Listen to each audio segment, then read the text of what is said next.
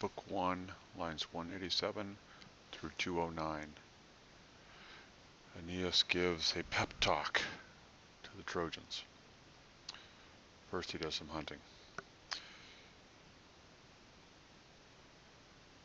He stopped here, and he snatched his bow with his hand and the swift arrows, which weapons trusty Aeneas was carrying.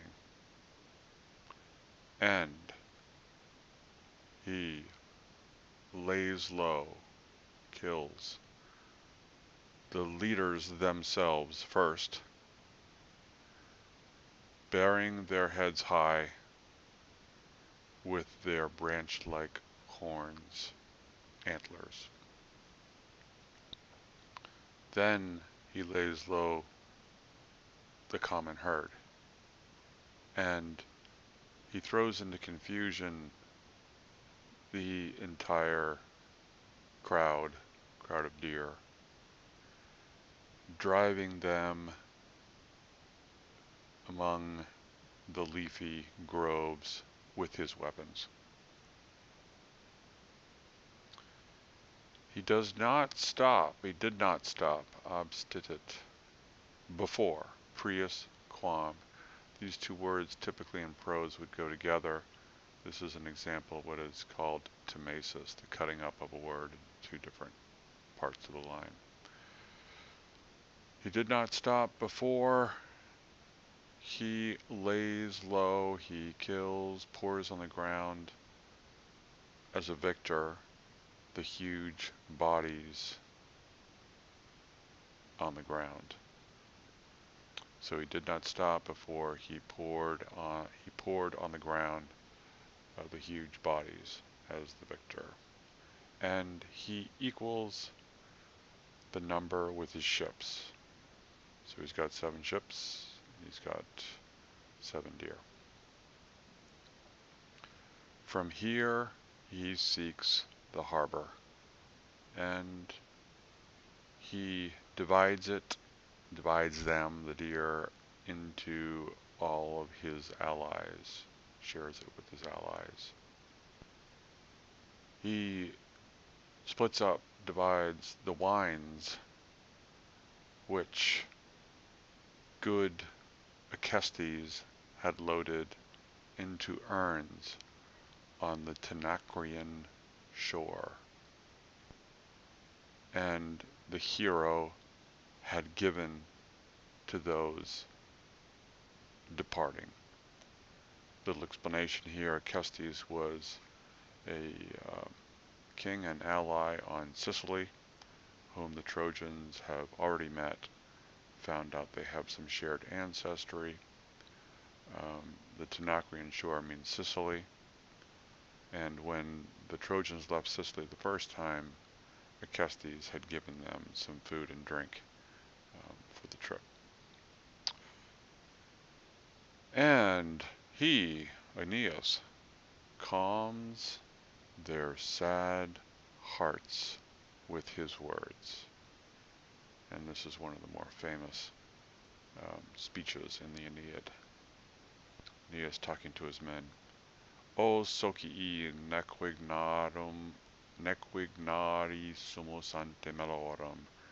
O allies, comrades, for we are not unaware of evils before this, of previous evils. In other words, we've gone through some tough stuff together.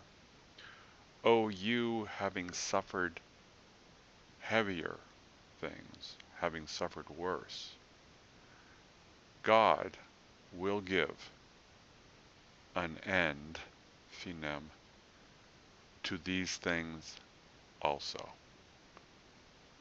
So we've been through a lot already, and God will bring us through these things as well. And then he reminds them of all the things they have gone through. For you approached the Scythian madness, the madness of Scylla, the six-headed monster, and the rocks sounding within the Skillan um, area. And you have experienced, experti est, that should be an estis, not an essay, I'll have to change that. Experti estis. You have experienced the Cyclopean rocks. So you've experienced Scylla, you've experienced the Cyclops, and you've been through quite a bit and you've survived it. Call back, revocat animos, call back your spirits and send away gloomy fear, maestum timorum, one of the more famous lines in the poem coming up. Perhaps even these things it will please to remember one day. So we'll all look back on these events here in Carthage and say, that feels good to have put that in our past and to have experienced that. Through various misfortunes, per varios causos, through so many crises of matters, we stretch forth into Latium. He's never been there, but he knows the name, where the fates show a quiet seats, quiet resting place. There it is right, fas est, that the kingdoms of Troy rise again, resurgere. Endure and keep yourselves for more favorable times. He speaks with his voice such things, and sick with massive cares, he pretends hope with his face, and he presses deep grief down into his heart.